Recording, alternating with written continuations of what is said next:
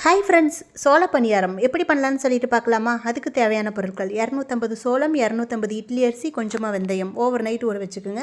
இது மார்னிங் அரைக்கிறதுக்கு 1/2 ஹவருக்கு முன்னாடி சோளம் எடுத்து அதே டம்ளரில் 3/4 டம்ளர் உளுந்து இதையும் ஊற வச்சு அரைச்சிக்கலாம். மாவு அரைச்சிக்கலாங்க. மாவு அரைக்கிறப்போ கொஞ்சமாக உப்பு போட்டு அரைச்சிக்கோங்க.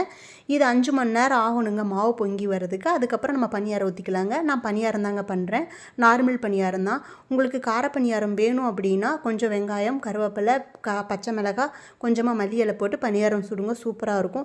உங்களுக்கு தோசை வேணும்னாலும் இந்த மாவுலேயே கொஞ்சமாக தண்ணி ஊற்றி மிக்ஸ் பண்ணி தோசை ஊற்றுங்க, அதுவும் சூப்பராக இருக்கும்.